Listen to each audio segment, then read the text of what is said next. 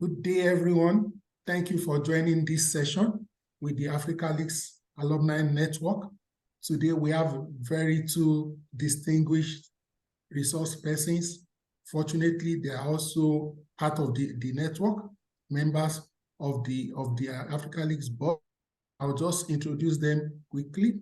We'll try to keep it as short and as sharp as possible. All things being equal, we should be out of here 90 minutes or less. And the panelists have said they would like to make this as interactive as possible. So if you like to, at any point, ask questions, you can either drop it in the chat box or raise your hands. We'll grant you permission to be able to share your thoughts or ask your questions as the case may be. My name is Oluyemi Adeosun. I'm the Africa Leaks Network Alumni Coordinator, and we try to do this 2-3 times in a year just to add some value, complementary value to members of the alumni network, in addition to every other thing the Africa Leaks Secretariat is doing for us and our various places of service. Let me just say that fortunately, we have our two facilitators with us. I will read the first person profile briefly, just a brief.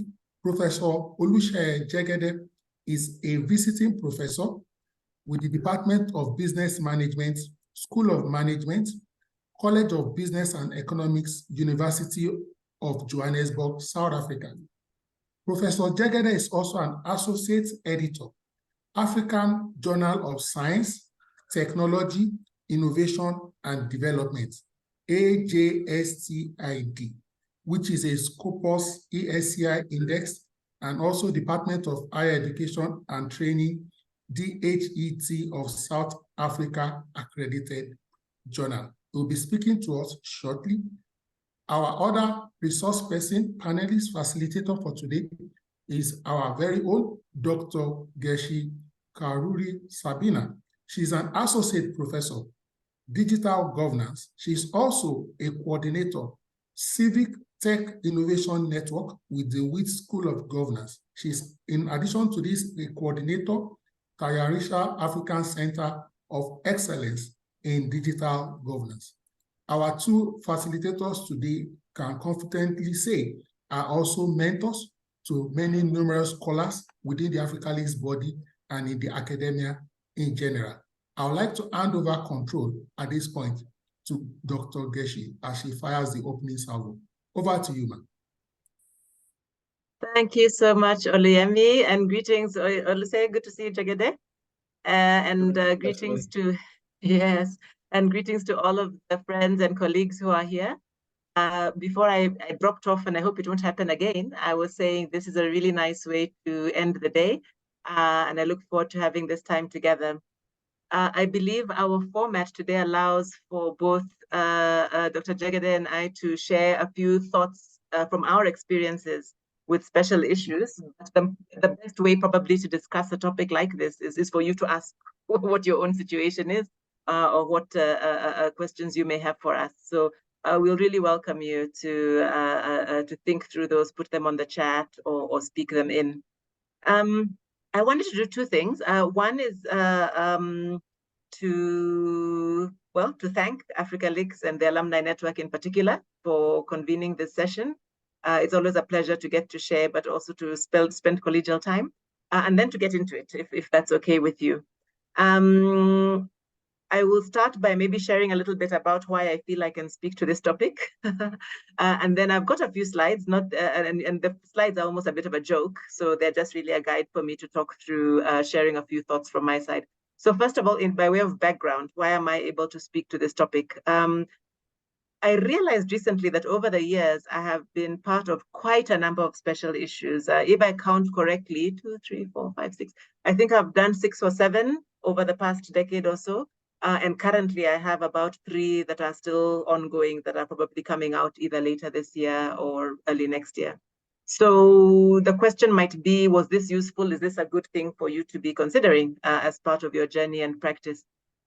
Just to give you a sense of what those have been, many of them have been in one particular journal which is an international journal. I suppose part of the reason for that might be that I'm on the board of editors for it. I'm a regional editor for the journal.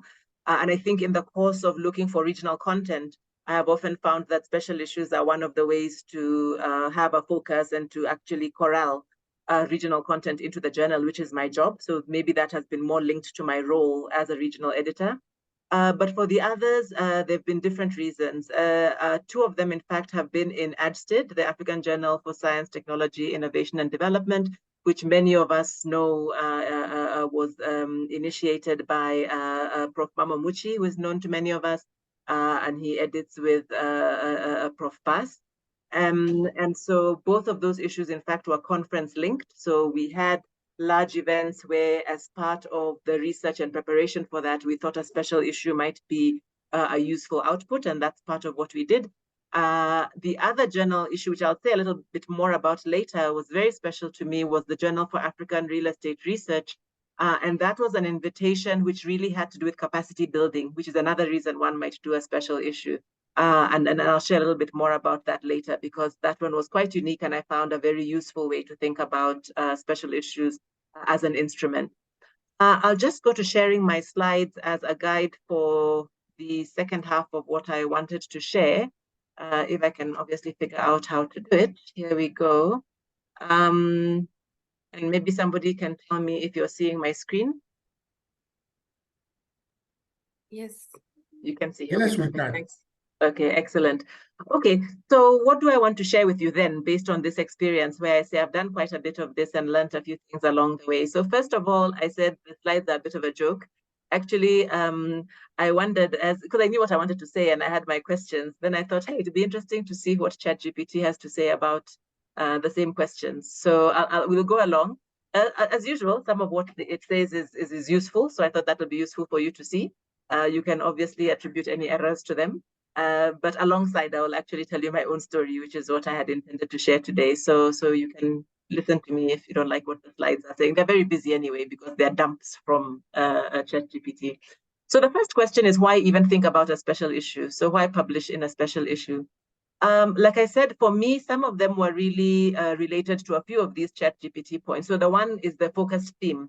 So if I'm involved in organizing, say, a conference or an event or some other sort of thing, maybe even a working paper series, where you are generating quite focused content, often around a topical issue. So there's a reason why you're having that conversation at that point in time.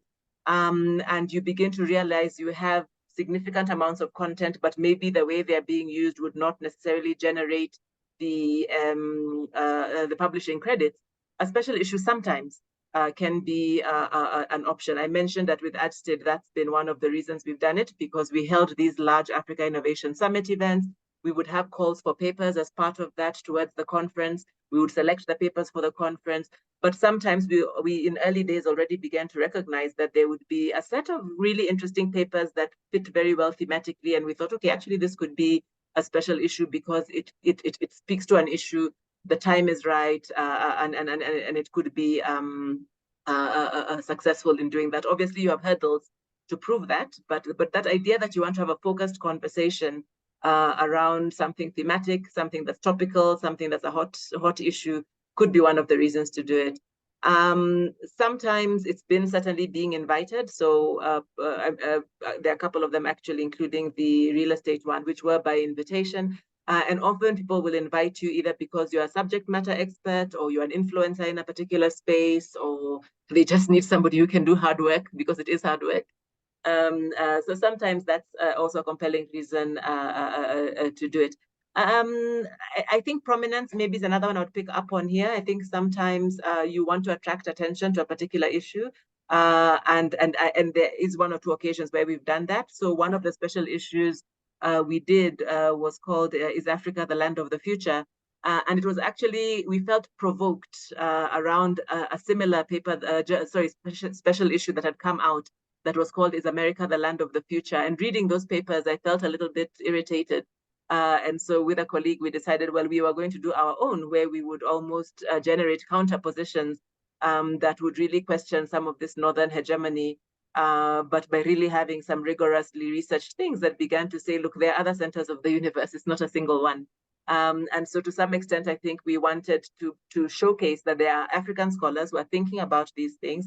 There are different ways of thinking about these things, and the kind of political concentration on the North was not something that we were happy to do. So it was almost argumentative, if you want to call it that, to have that special issue. So there are many other reasons. You can read what ChatGPT has to say, but those really have been my reasons. I would add one maybe that is not here, which is sometimes the opportunity to work beyond discipline.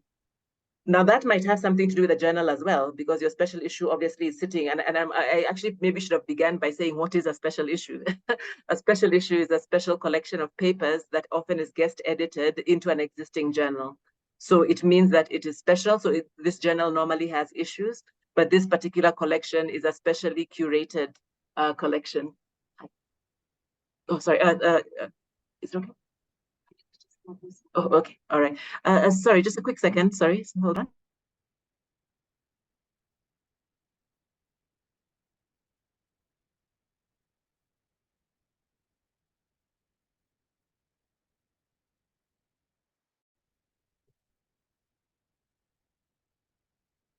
I'm so sorry about that. Somebody was warning me I mustn't get locked in the building. I'm actually at a remote location now.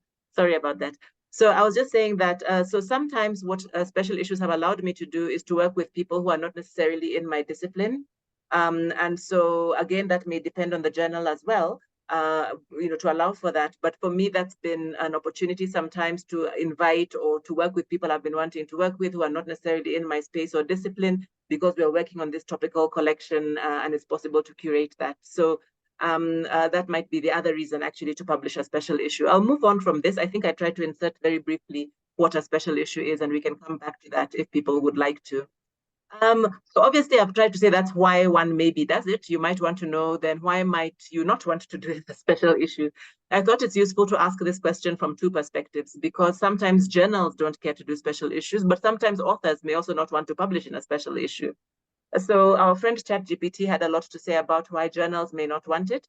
And I've encountered some of these issues. So sometimes quality control issues may, because it's guest edited, which means also from a peer review perspective, you can't change the process of the journal, but you begin to invite your own peer review process.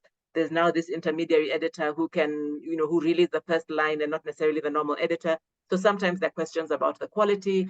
Obviously the workload, even though there are guest editors or a guest editor, often it kind of doubles the workload because the journal still has to perform its normal oversight. The issue of favoritism is a major issue. So it's like I mentioned, you can be invited to guest edit, and sometimes what that creates is a bit of a small circle of people who invite people who they know and not others to guest edit, or topics that they think are important, which doesn't mean other people think they do. So I think there are bias questions that often come up. The impact factor and citation one is interesting that ChatGPT picked it up, because some journals have told me that that is not necessarily true. But apparently, I think some journals are concerned that having special issues apparently can affect the calculations. So I'm not sure that really the accuracy of number 5. Number 6, of course, is always a risk, but journals are normally quite careful about what they accept as a special issue to counter this possibility that it's a narrow, fringe or niche issue. But there are many reasons why journals may not want to necessarily do special issues. Of course, on the positive, a special issue gives them quick and easy fodder as well as additional labor, which is, I guess, the counter to these points. In terms of people who are writing, which is many of you as well, why might you not want to? Now, this is a small slide. There are many reasons maybe why an emerging scholar may not necessarily want to work on a special issue. But to be honest, most of these risks, in my view, are the same for regular issues as well. So the issue with delaying publication, for example, in many particularly well-established journals, and particularly the high-impact ones, the delayed publication is almost guaranteed. It's not things that happen very quickly. It could be worse in the case of a special issue if they have a poor guest editor, but in my experience, the special issues at least guarantee you, because a special issue has a very finite time frame. We're not going to be doing a special issue for 10 years. So if you are accepted into a special issue, normally they will be quite clear that that special issue has to come out by, and there's normally an agreement between the guest editors and the journal. So the chances if you accept of being accepted into a special issue and being published within a year or two, I think personally, are higher then the chances of even getting into a journal and then being published, then you're on their timeline, but you have to get in first.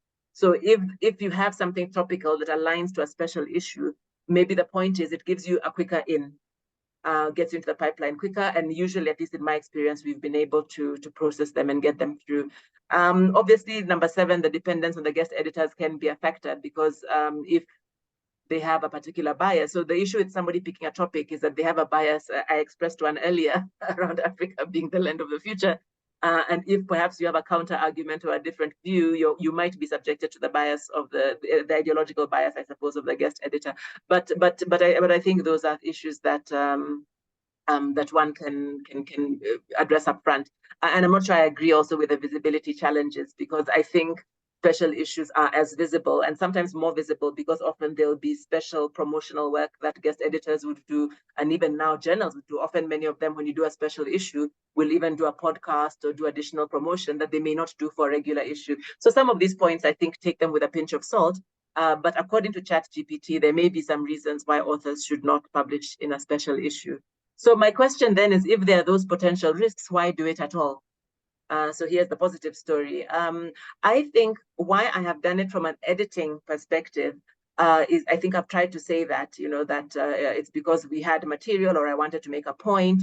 I wanted to highlight here the case of the JARA one, which I think is a pro, both from an editor and an author perspective, because that was a journal based on a conference that was saying we're not getting enough female authors into a space.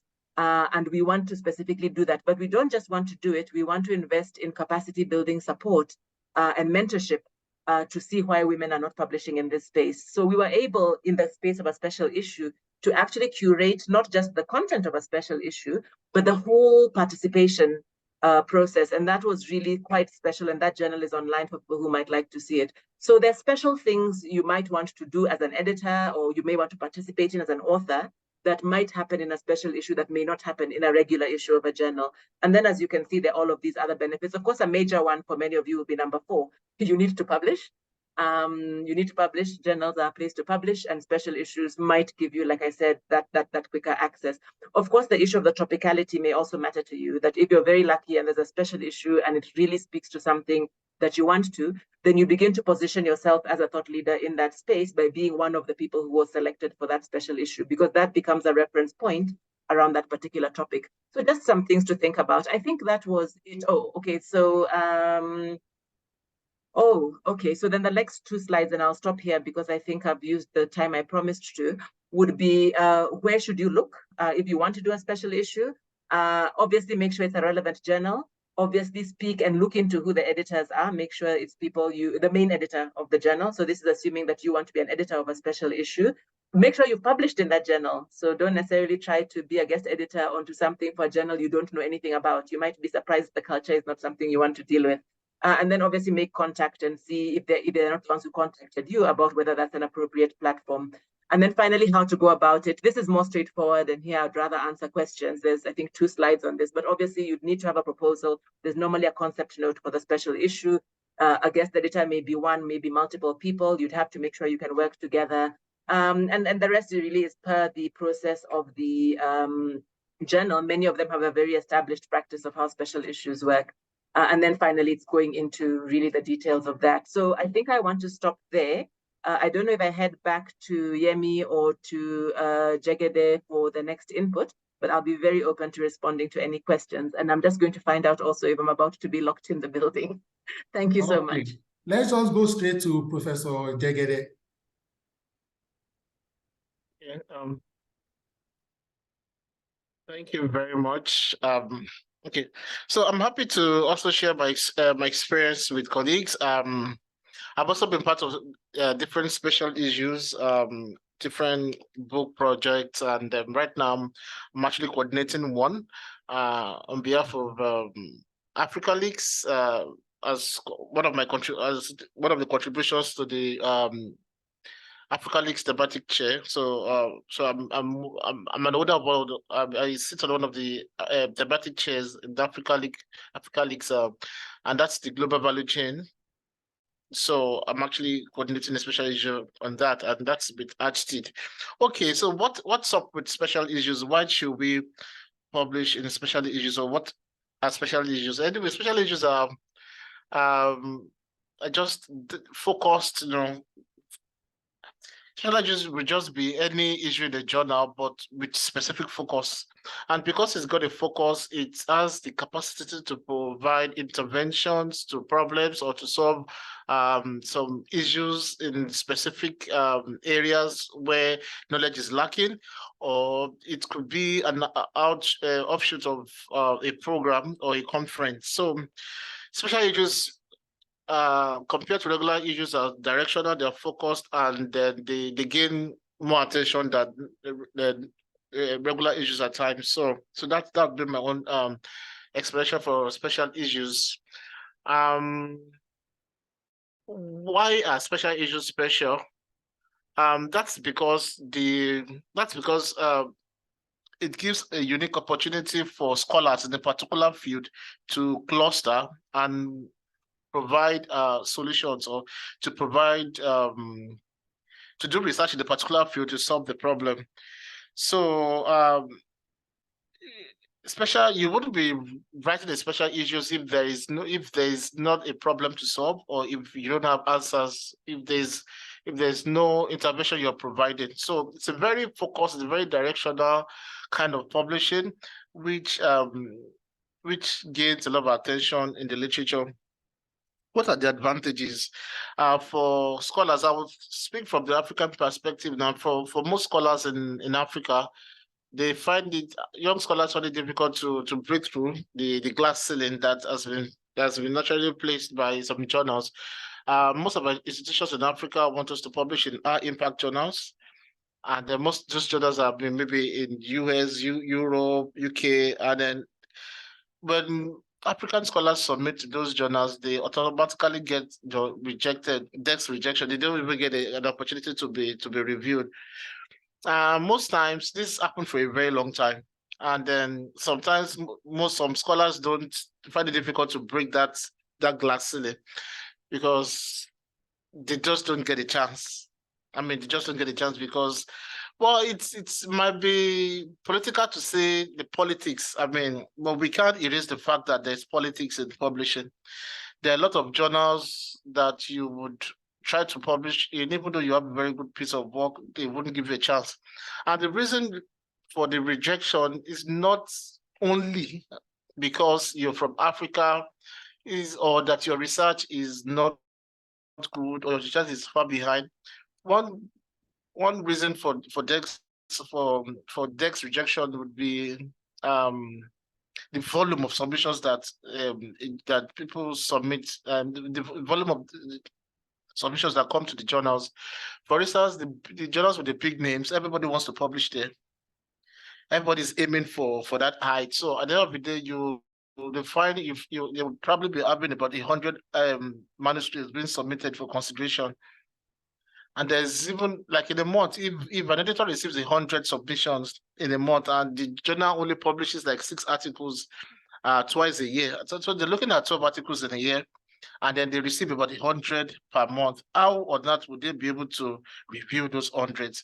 Even if they have people that are employed to do the reviews, would the reviews come back that quickly? And then how many of those journals would they really publish? So for some reasons, the reason for DEX rejection, some are political, some are really genuine. Again, if you were to give all the journals a chance to be peer reviewed, you would need a lot of human resources to do that. So most times journals just turn articles down, manuscripts down when they receive them, except they can see names that they know, because if they reject, those names will come back and call. I mean, hello, this is Professor So, and so I submitted the manuscript to your journal, and then was rejected. I'm surprised. And then they can start making reference to the quality of so to avoid receiving those kind of phone calls, then journals become political, so they carefully select those that they review from. This is the truth.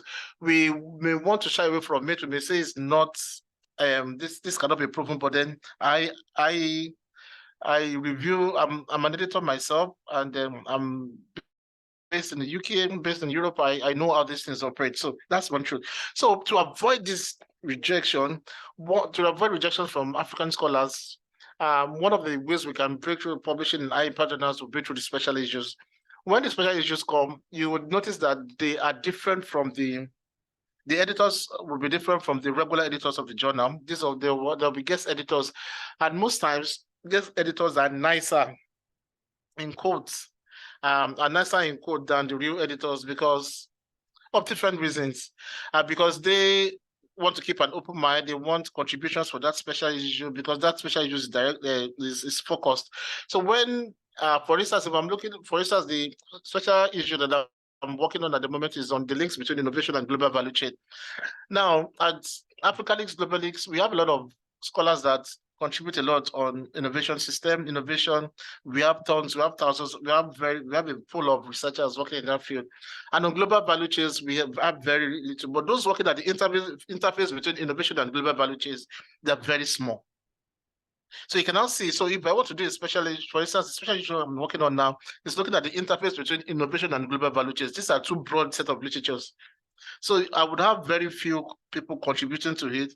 So when I get one or two people that are ready to contribute or that have manuscript to submit, I take them seriously because I'm working in a very, very tight intersection. So that's one of the reasons why it's easier to get the attention of the guest editors than the real editors. That's number one. So for African scholars to really break into those high impact journals, they may want to go through the channel of special issues and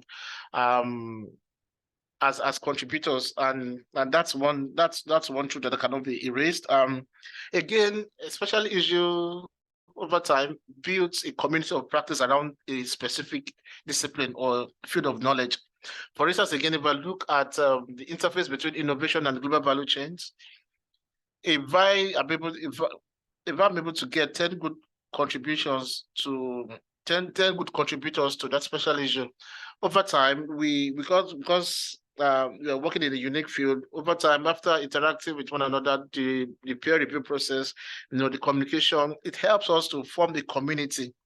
So when we see ourselves in conferences or even after the journal has been published, we can say, okay, these are the guys that contributed to the special issue. I will always make reference to them as the guest editor. We always see ourselves as a community. So it helps us to build community of practice around a given field of field. Again, it promotes collaborations and networking. And I'll tell you why. As a contributor or as one that floats or that's who is the guest editor of that special issue, you would need to talk with a lot of people in that field because you want to get good reviewers. Now, again, I said it's quite focused. And because it's focused, you need reviewers that are in that field. For instance, if you submitted your manuscript to a journal, to the regular issue of a journal, they would pull from they will get people from their pool of reviewers to review your work, and they may not necessarily be the best in your field.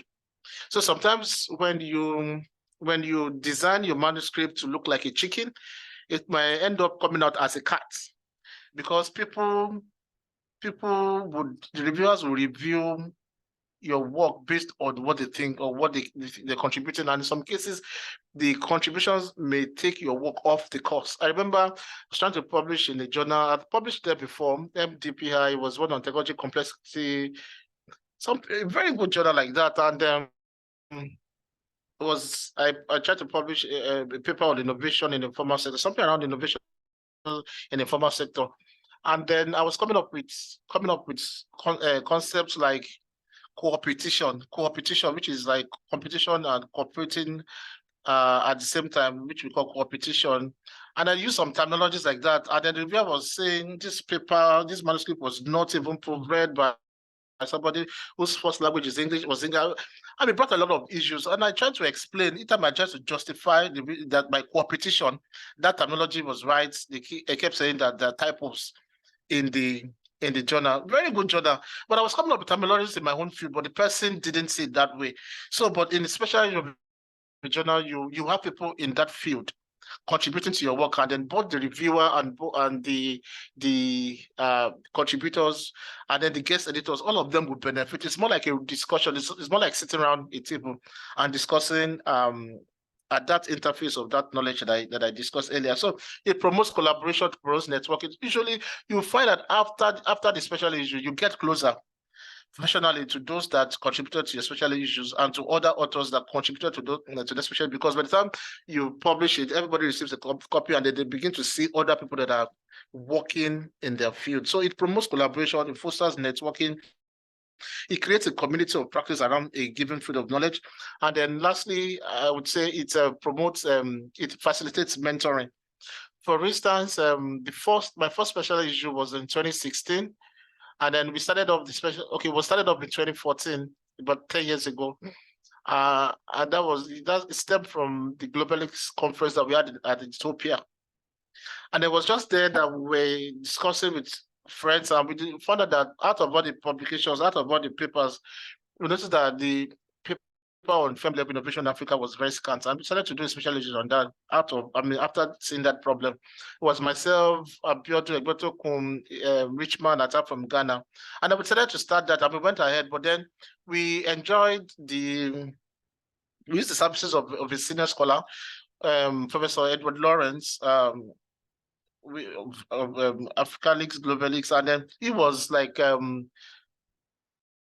there's a word for it. He was overseeing. We were the guest editors, but then he was something like overseeing guest editor, and then we were able to draw a lot from him because we worked closely with him to get the papers reviewed. So again, there was a lot of knowledge transfer. There was a lot of skill and knowledge transfer from Professor Lawrence to people like myself about 10 years ago. So it was a privilege for me to benefit from that mentoring. Again, the special issue that I'm running at the moment is with Professor Mamomuche, and you can imagine working with somebody like him with his wealth of knowledge and his connection. So with me working with him closely, I have access to one of the special issues I have access to is networks. I can pull a lot from the resources that he has financially, in terms of capability, in terms of the friends that he has to do the review and to contribute. So that's one of the benefits you can benefit a lot from role modeling and mentoring. Another aspect which works for us in Africa is the fact that it's a semi-formal or semi-informal approach. It's not as formal. You don't get that kind of brick wall. When you're dealing with editors of journals, you know the kind of communications that we have with them, or they have with us. More like they don't have this human face. They tell you, sorry, we can't take your paper. But with guest editors, it's not usually like that. You're able to even share an initial draft and ask the guest editor if the draft or the manuscript it's got a chance of being included, and they would give you his honest opinion. This paper has got potential, but you need to add to this, add this, and then so there's that flexibility of publishing, of getting the attention of the guest editors in a semi-informal approach in publishing. So how do you go about publishing in special issues? Number one, you need to have a proposal, and then you need to have a proposal. If you want to do a special issue, you need to draft a proposal. The proposal is usually like a concept note, about 3 pages maximum. And then what you need to have there, you need to have a very good topic, a very nice topic, and then the topic must just be appropriate for the occasion. You can't afford to be too narrow and too broad. For instance, journals, the regular issues of the journals, they welcome broad topics, but if you want to do a special issue, it must be very directional. It must be very particular. Like I said, I'm looking at the links between innovation and global value chains. Those are two different streams of research, and then I'm working at the interface of both. And that is exactly what the topic is. So when you're working with special issues, your topic is very directional. It's appropriate for the occasion, not too broad. And again, you need to just identify the point of departure. What's the problem? What have you identified? What's the issue that your special issue intends to solve? Ordinarily, if a special issue is done properly, if a person picks up a special issue with 10 contributions, 10 papers on a special issue on a particular field, that person can be a professional in that field, or the problem in that field should be solved. If the topic was done right, and then the research questions raised well. So the problem is discussed briefly in the paragraph, like 300 words, and then you move to the research questions. Then you move to the research agenda. You raise the questions, the questions that you want contributors to answer. If you can raise 5 questions, great. If you can raise 10 questions, fine. But it's just about the topic, the problem, and then your research agenda. What is it that you want contributions on? And then after that, you need to propose your editorial team. And that's going to be you and other people that you'll be working with. You can decide to have a senior person if you're an early career person, a senior person that can provide guidance. And then you can submit to any journal. And I'm telling you, you can guarantee that it will not be turned down. There is no particular reason why your proposal should be turned down. If it's good, if it's directional, even the editorial board will be interested to go into that field, because it must be a field that has been less researched, or a field that has particularly had issues, stubborn issues, or an area that has a lot of difficulties that in which the solutions have not been found. Now, how do you choose which journals to propose your special issues to? Number one, you need to scout for journals in your field, in the broad areas of your field, and then you just need to do some background checks. And the background checks involves checking the quality of the journal. And there are different ways to check the qualities of journals. You can use the article level metrics. You can use the or metric score. You can use citations index. You can use the article views, and you can use author metrics. Now, article level metrics represent the impact of the journal. Now, the impact of the journal represents the number of citations, the number of citations the journal has in the last 2 years. So if an article was published 2 years ago and it's been cited once in the last 2 years, it has a journal impact factor of 1. It means at least one person has cited that paper, and that should be the baseline in the last 2 years. So in the last 2 years, every good paper should have been cited at least once. So an impact factor of 2 means that in the last 2 years, the paper has been cited twice. So that's one of the things you want to look out for. If you can find a paper of 10, that's great. I mean, it's not so common, but you would see the minimum you should go for is impact factor of 1. And then 3 is wonderful. If you can get 3, that's wonderful. And then anything above 1 is fine. Metric score has to do with the citations of the paper, or not citations now, the reference to the paper in non-academic sources. There was a time we published, I contributed to the special issue by my colleagues from the Africa Links visiting postdocs. Okay, they did a special issue, and we contributed there, myself and my colleagues from South Africa, and then that paper was it was used more by in the non-academic sources than even academic sources, as this has to do with radios, mainstream social media, in patents, in Wikipedia, and in these unconventional sources. It was a paper on innovation and industrialization, but that paper gained more traction in non-academic sources than even academic sources. And that's one of the ways to know journals or journals that you should publish with. Another one would be the citations, and this is normal. If you go to Google Scholar, you can see the number of times each of your papers have been cited. Against all of this, so citations will let you know which of your papers are doing well.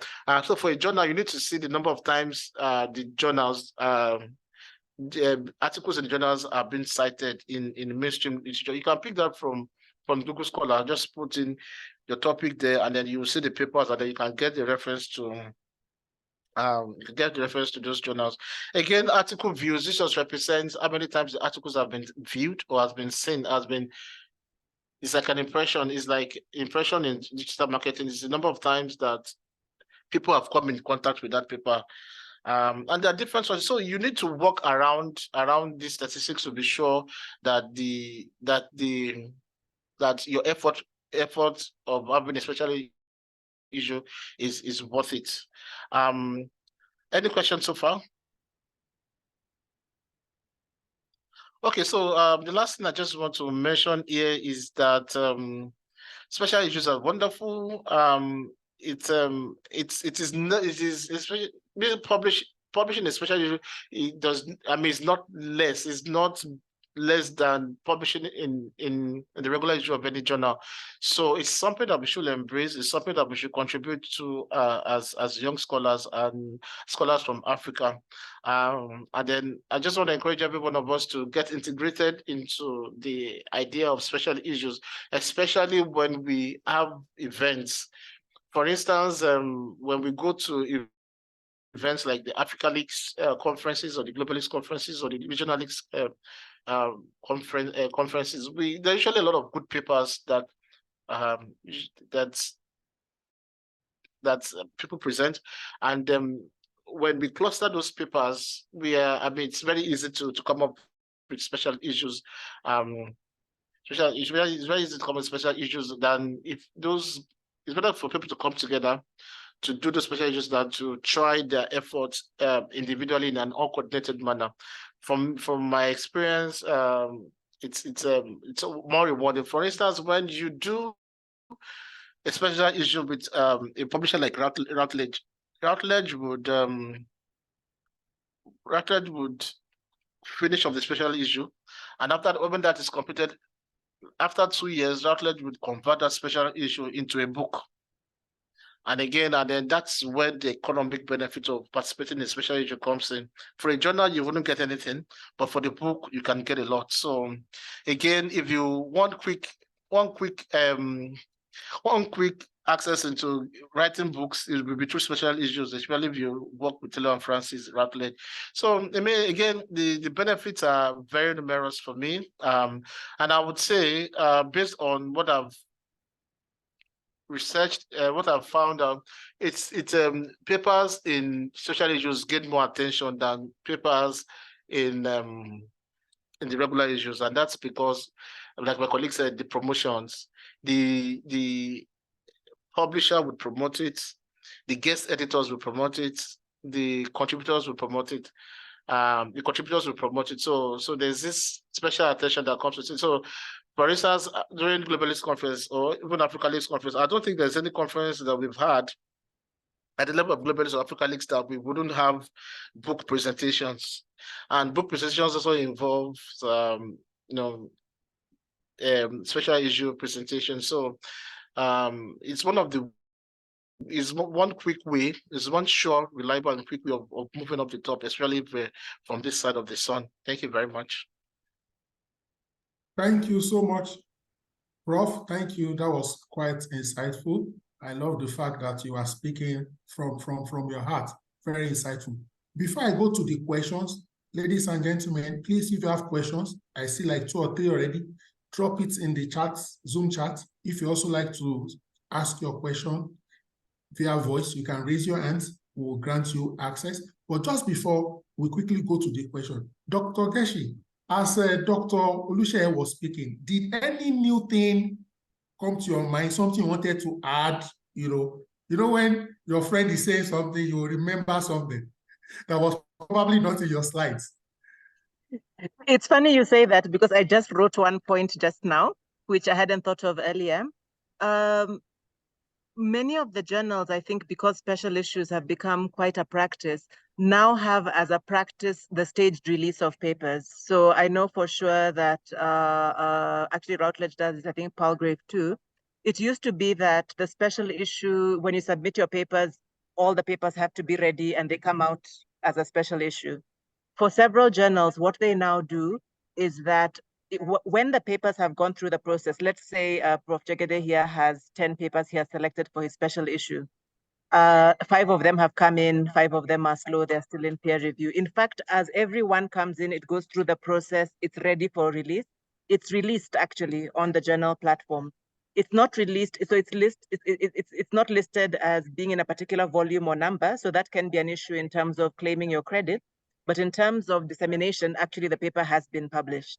And then it's when the whole special issue, the 10 papers are ready, that the special issue release happens, and that paper is then associated with that volume and that number.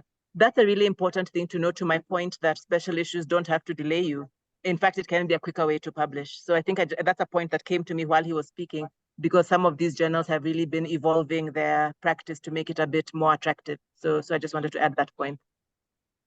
Thank you so much, Prof. So we'll quickly take the first question from Amani here, and any of you can go for it, please. He says here, hello, are there specific requirements for journals to have special issues? How many special issues are allowed for a journal per year? Do you want to assign us to who should answer, or? Feel free. Okay. I'll answer very briefly, and I think Jegede, you might choose to add. So as far as I know, none of the journals I'm involved in or have worked with have any requirement to do any special issues. It's a choice that they have and the editors can make. There is a view, and I mentioned that point about the impact, the effect on impact factors and all of that, where some of them do have a view that certain numbers are too many, because what happens is that many journals have to have their own regular editions, because you can't, for example, be called the African Journal for Science, Technology, Innovation, and Development, but all of a sudden, all of your editions are only topical to the topics of 5 or 6 people, but yet you have all of the other general people who would normally have been publishing onto that. So I think those are 2 reasons. One is that they have to obviously be open to the broader subject matter of the journal and the broader community. They can't only be topical. And 2, apparently there is some influence on their impact factor if they seem to do too many special issues. So most of the journals I know probably don't do more than 1 or 2 special issues per year, if that. But maybe there are other insights on that. Yeah, I'd like to consolidate on what my colleagues have said. Yeah, so even though a journal may entertain 2 or 3 special issues at a time, but they wouldn't release all in the same year. They would prefer to stagger it. For instance, in innovation and development, I think I'm not sure of now, but usually they have 2 issues in a year. And then I think I've done special issue in innovation and development, I think twice, yeah, special issue twice in innovation and development. It's a tough journal. So for instance, some of my colleagues only got to publish in innovation and development when I served as guest editor twice. So that's why I was saying that coming from some, because usually when they try, they don't usually get through. But what I'm getting at is this: innovation and development can have 3 or 4 special issues ongoing, but only 1 would be released per year. So 1 can be released in the second half of this year, and then others will be next year. But between now and when they are formally released, the papers will be available online, and then the authors can actually say they've published. But then for the journal, they won't put everything out within a year, and that's because they still want to keep the core. They want to keep the editorial team at the core of the activities of publishing of that in that journal, because special issues are coordinated by guest editors, not by the real editors. So they would never allow guest editors to take over half of the publication in that year. It doesn't make sense. It's not healthy. It could be dangerous. Thank you so much for those beautiful contributions. I quickly move on to Mercy Jacob, and she says here, big thank you to the speakers. Please, can you shed more light on the term special issue? Is it a proposal-based publication or a complete paper publication?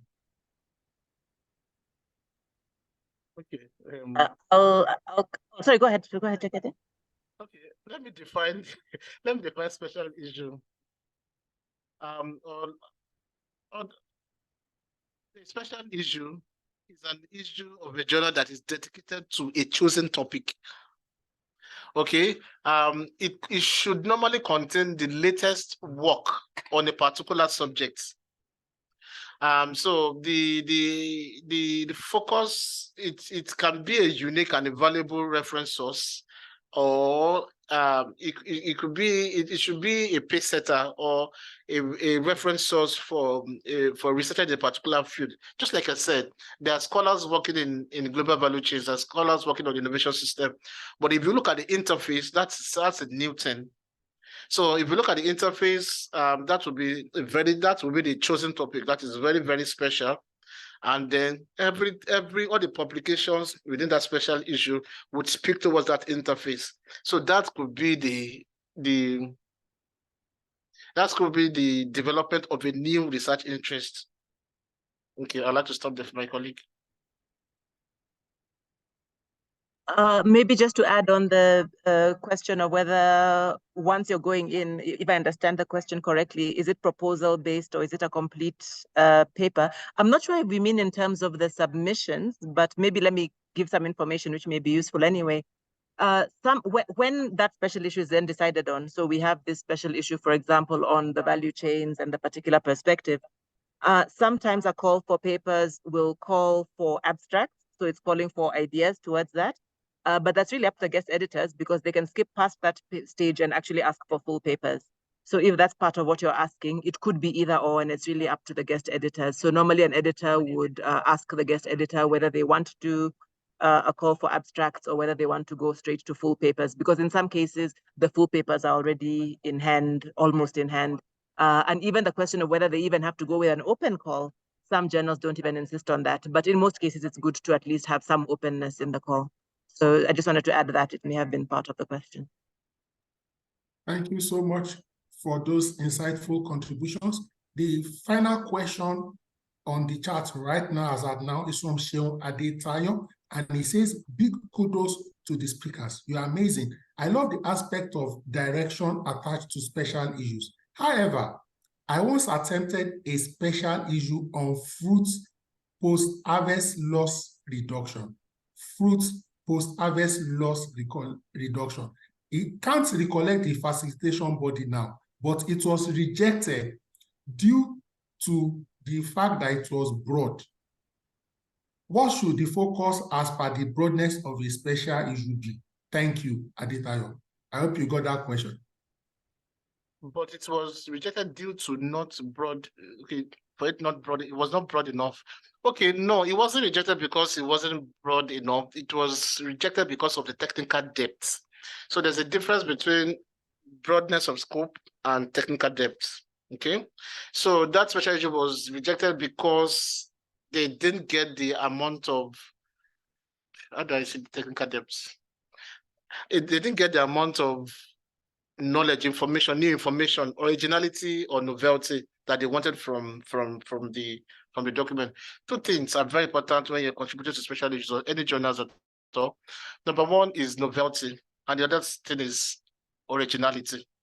Now, novelty is when you want to start something new that has not been done before, or you're thinking in a way, you're thinking your contribution is novel, is new. If you, for instance, special use on methodologies or on methodology, they are usually novel. And there are some papers that are also very novel. For instance, the first time we had innovation in the informal sector, it was novel. Okay, so all we had before was innovation in businesses, innovation that. So suddenly we started having innovation in the informal sector, innovation in public institutions, innovation in religious organizations. Those are novel areas of research. But again, you don't necessarily have to come up with something novel for special issues or for regular issues. You can come up with an original research. And original research is the contribution. You're adding a layer to what already exists. For instance, if you're doing a research on innovation in the informal sector, that is no longer novel. People have done it.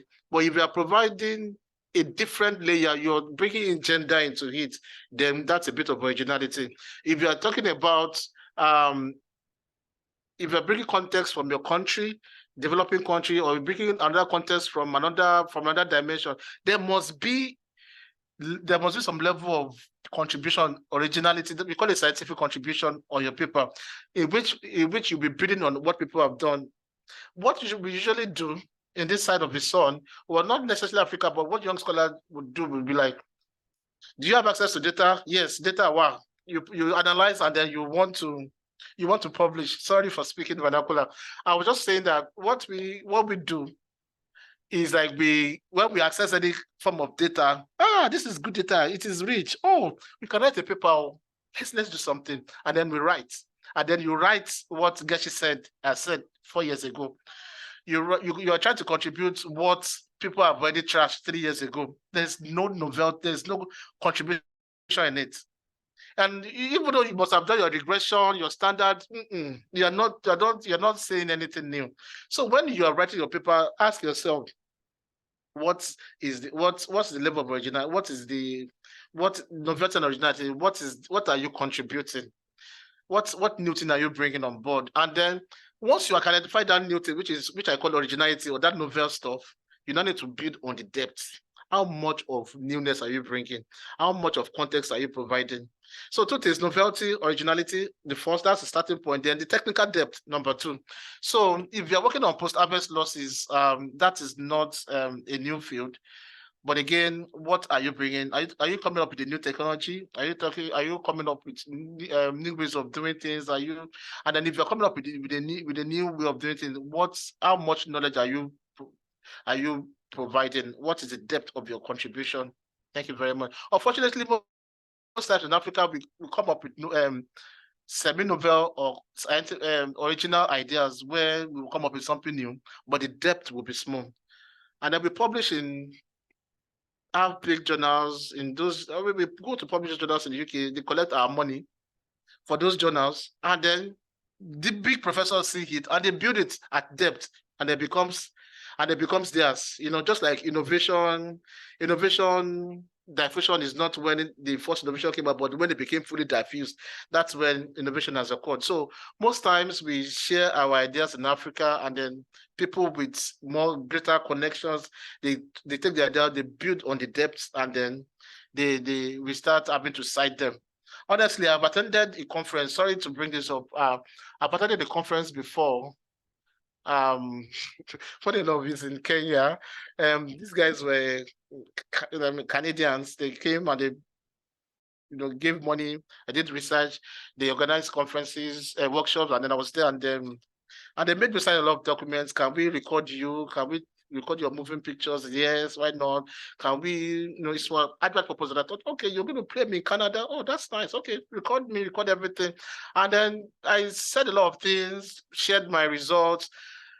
And within a short time, they used all of my ideas, which I consented to that they could use. They used it, they wrote a book chapter, and they now published the book. They sent the book to me. And I received the book, and I was now told to henceforth cite that book in my work. I'm telling you, this was what happened to me. They used my idea in 2016. By 2017, the book was already on my laps. By 2017, 2018, I was told to be citing that particular work. And there was innovation in the informal sector. Now, tell me, what do Canadians know about innovation in the informal sector? Which informal sector is there in Canada? Tell me. And they were giving strategies, and I said, as in like my head. More like, so those things happen. When we publish, we should not be in a hurry to publish.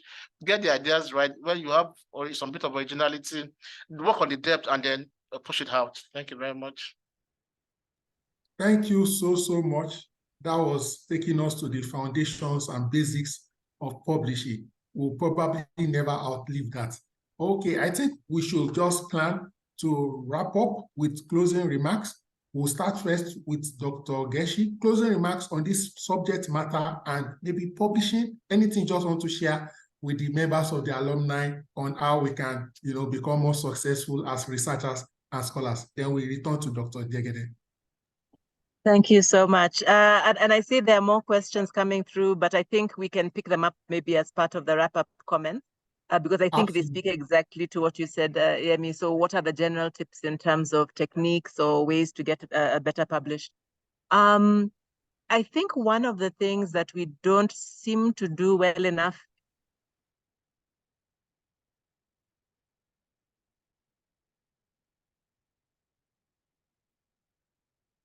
Is she frozen or just me?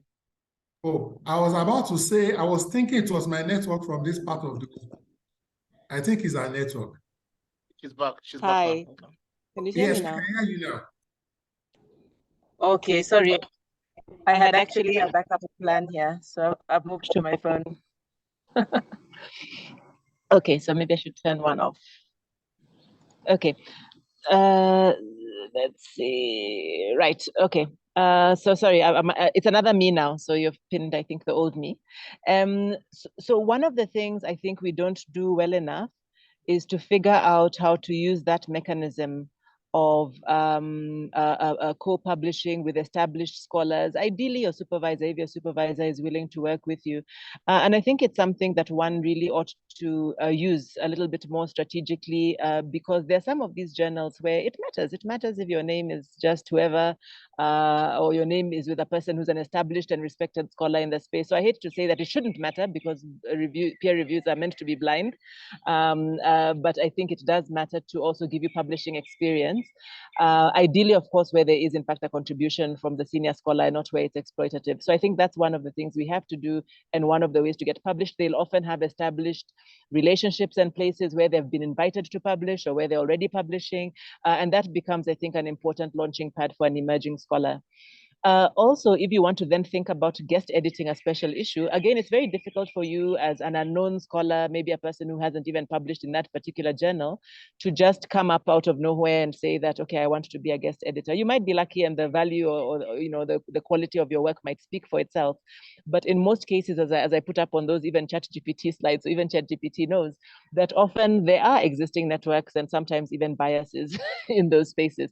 And so it helps if Jegede comes and says he's guest editing with Mama Muchi, because they'll know exactly who Mama Muchi is. Okay, in this case, they also know who Jegede is, but if they don't know somebody else, it helps to show that there is, and I think it's about credibility. Maybe they want to see that the scholar who can carry some, also it's the promotion. There are many reasons why that happens. So I'm not suggesting that we have to have a nepotic kind of approach to publishing, but I think we'd be pretending if we were not honest that there are in fact certain things that influence choices that journals make, and part of that is establishing that there is some track record here. So I would encourage people maybe to think about that as well. On the point of novelty, and maybe I'll stop here by way of wrap up, I think many of us in Africa probably have very many very good and novel ideas.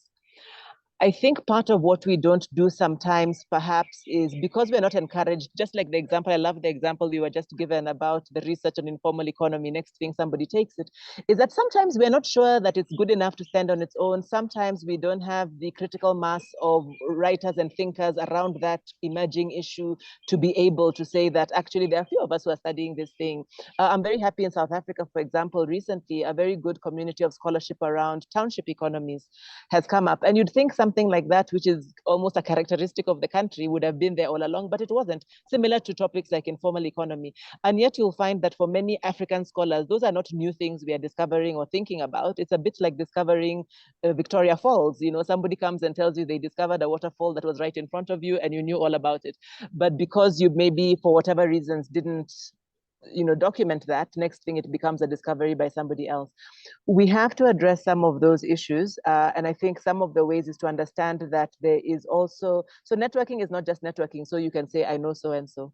Networking is so that you begin to understand that you build the coalitions, the communities of practice, the networks that really allow you to be able to stand up with some authority to say, actually, not just me, but we have something interesting.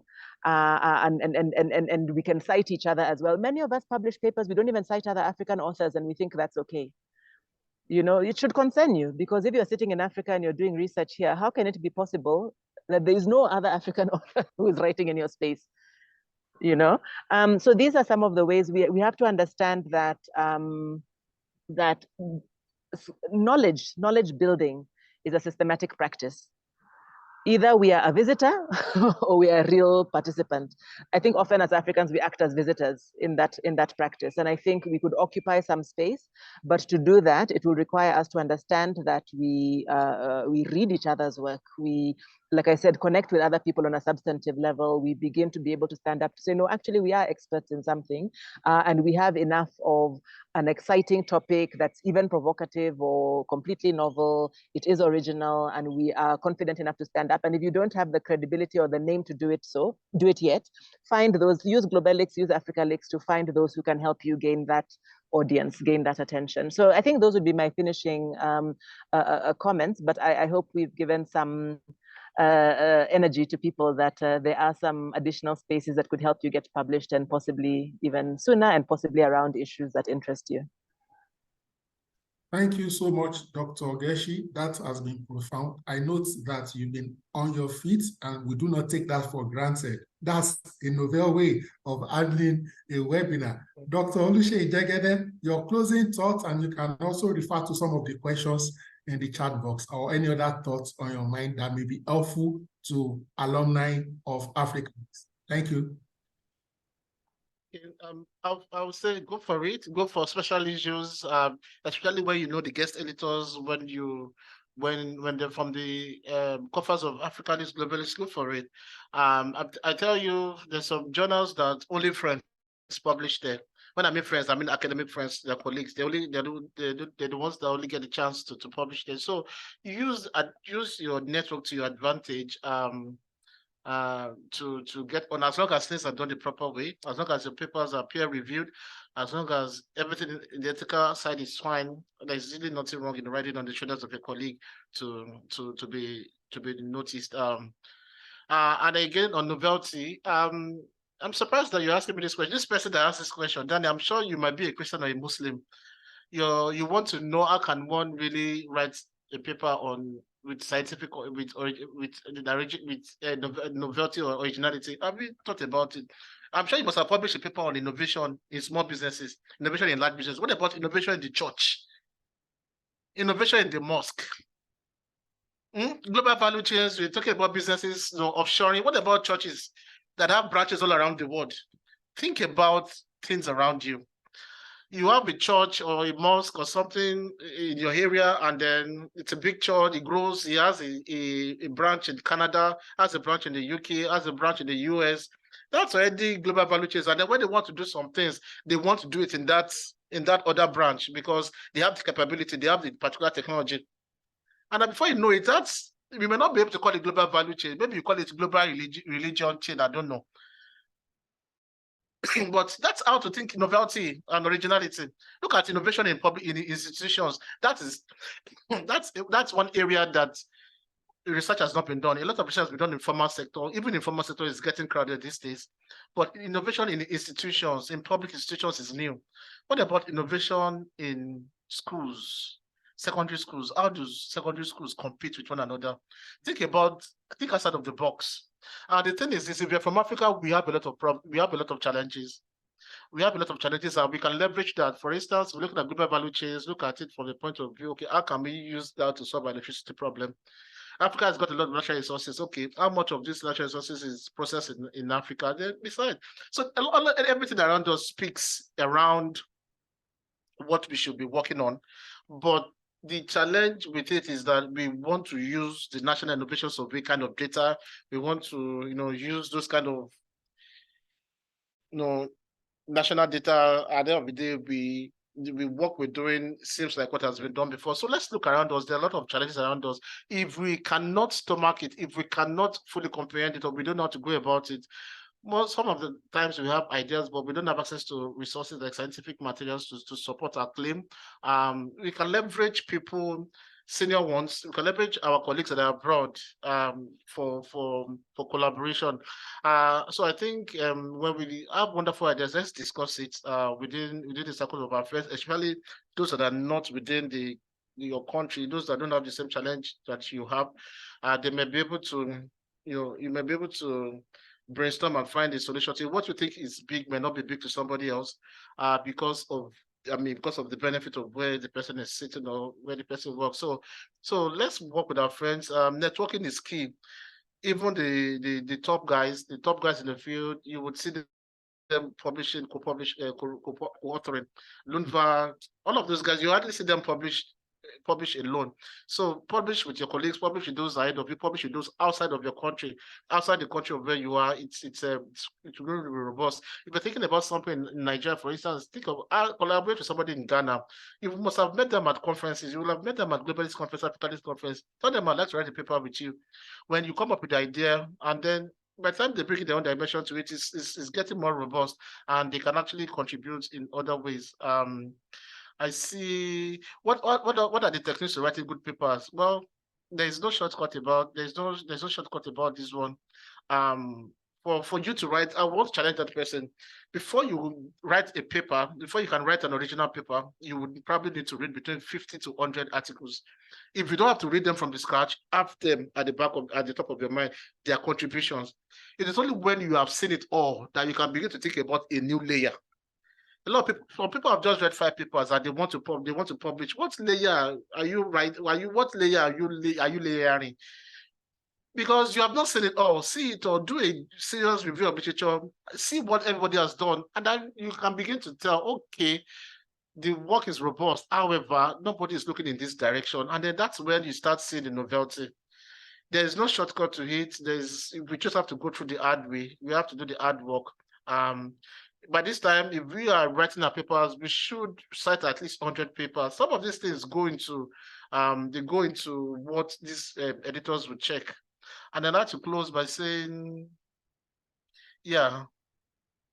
Okay, I think I've been able to answer all the questions. Yeah, that's it. Read and read. The more you read, the more you realize that there's a lot you need to know. And then, yeah. So that's the way. Read a lot to find out. So that's the only way you find out what needs to be done.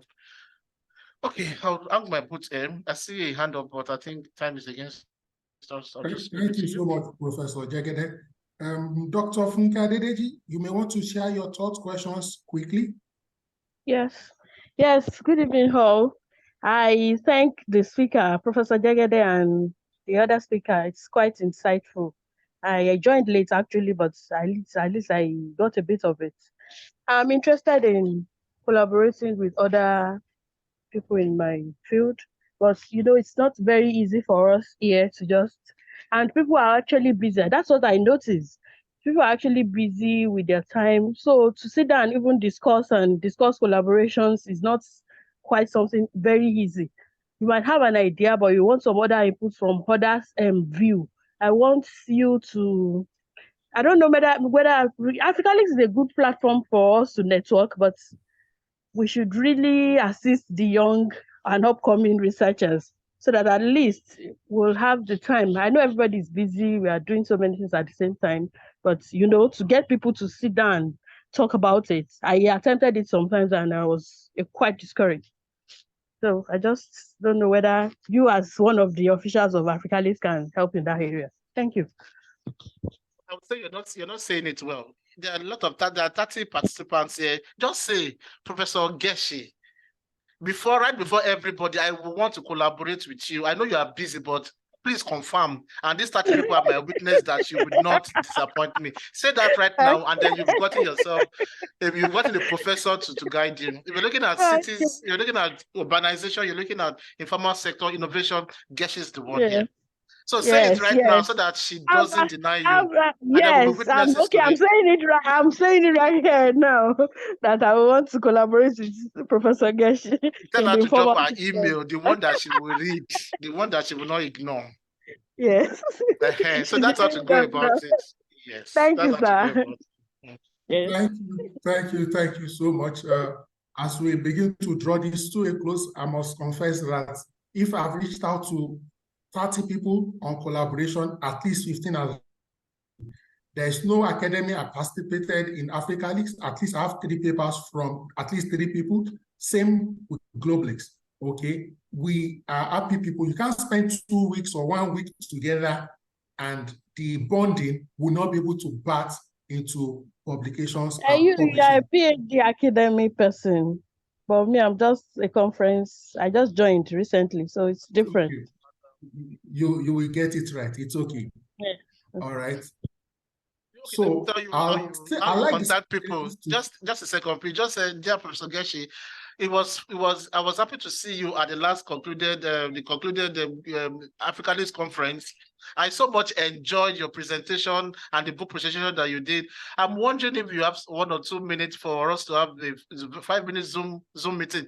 Tell her, mention her name as first name, second name, middle name, last name. Tell her where you saw her last. Tell her that you were sitting next to her in the conference. By the time you speak in that way, she knows this person knows her. The way I go about my own things, I would tell the person, if you ignore my message, if you ignore my email, I will see you at the next conference, and then I will ask you in public. That I go as far as that. I will tell people I'm actually going to be at the next global conference, so I hope that you would actually respond to my email so that when we see, we can actually. I would talk like threats. Sometimes I threaten people. I'm going to see you at the next conference. So if you ignore my email, I'm going to grab you by your jacket. I won't let you have lunch. So until you get what you want, by the time you get 1 or 2, then you'll be fine. That's the way it works, honestly. They are busy, but you just have to get the attention where you can. Okay. Thank you. Okay. And I will right. tell you Thank you how so much. Oluyemi was able to get me to speak today. He gave me how many days notice. He just said, Jegede, I need you to do this for me, and I can't say no, because the next time I'll see him, he will mess me up. He will start telling me where I grew up, how everything. He knows me, he knows my source, so he'll start telling me those things. So I said, yes, sir. Yes, I'll come, and I'm here. We don't take this for granted. I would like the members of the Secretariat to say a few words. Okay, let's quickly take Dr. Johnson. Dr. Johnson, please. We have less than 12 minutes to wrap up this call. Dr. Johnson Okere, you have the floor, sir. Thank you, Doctor. Thank you very much. I enjoyed the presentation by the 2 professors, especially with publishing in special issues. I would like to say that my papers that were submitted for the special issue on global value chain, if Professor Jegede can speak to that, what is the position? Because it's nearly a year going now. Whether we should be waiting for 2 years before we will know whether we are accepted or not. Thank you. Okay, so you got me here. Okay, so your paper, so if I share my screen, I can show you the status of all the papers. Your papers, the second reviewer hasn't just dropped the review, and we're waiting for it.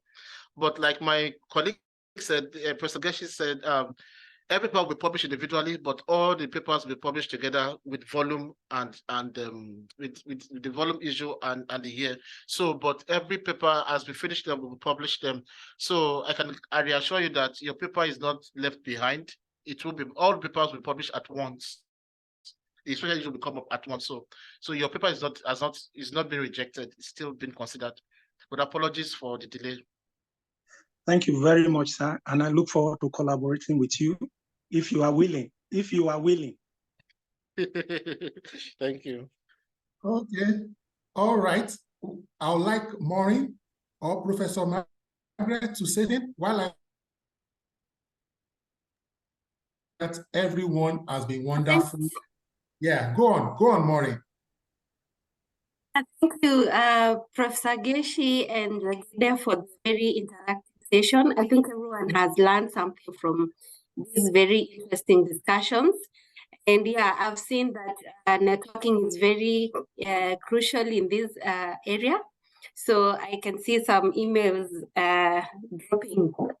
droppings here. So yeah, thank you so much everyone for participating in today's session.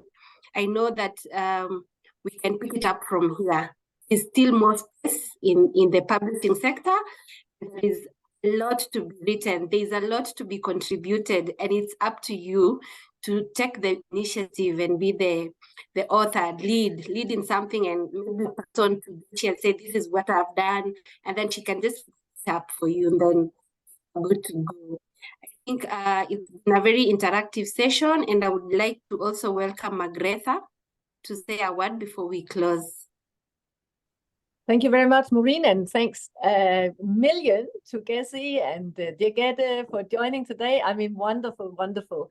I think maybe just to add to what has been said already, we have started the alumni network Yemi, remind me, I think it's less than a year ago, right?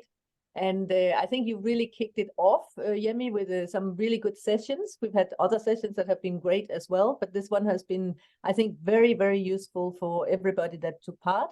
And we've seen other people, struggling with doing a special issue. It's not an easy thing, but you've got a lot of good advice here in this session here today on how to go about, and a lot of encouragement. And as you can see, actually the network, both GlobalX and AfricaLix, have now over the years contributed to increasing the number of published articles, journal articles, and books, and so on, coming out of the African continent within the field of innovation and development. And that's exactly what we want to see happening. So, and also what funders such as CEDA have been wanting to support. So, I mean, a big hand to everybody that has been doing so much today and that are doing so much to advance the field. I have published just in the chat the program, not the call, but the program for the GlobalX conference, which is ongoing this week. Will be starting, I think, tomorrow or Wednesday. Yeah, tomorrow. So please download it if you can, and try to attend, because it's a great way of getting to know our parent network a bit better. So with those few words, and actually, no, I was reminded that maybe we should start. I mean, this was thanks to the intervention by Funke. Maybe there is a scope, Yemi. We can think about that, and Maureen, about maybe making a marketplace for collaborating, for people to collaborate. Let's think about it. Maybe we can do part of an alumni session where people can just meet in small groups according to interests or so on. Because we don't have that many opportunities to meet face to face. These options are getting more rare. So we need to become even better at making the most out of our virtual encounters. Thank you very much. Thank you very much. And bye-bye, I think, or should we all put on the cameras? Yemi, we have See you soon. Yeah, See you Bye, soon. everyone. Thank you, Bye. Dr. Geshi. Thank you, Dr. Jagade. Thank you. Bye, everyone. Thank you. Bye, everyone. Maureen, it's put good on to your see you cameras again. and say goodbyes. Bye. Bye, Oh, Professor it's good to see the faces. Cameras on, cameras on. Okay, bye. Before you leave. Maureen, are you taking pictures? Yeah. Waving from Sweden. Bye bye.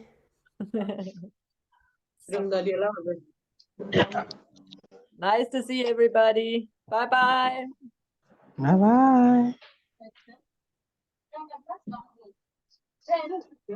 Kiss me.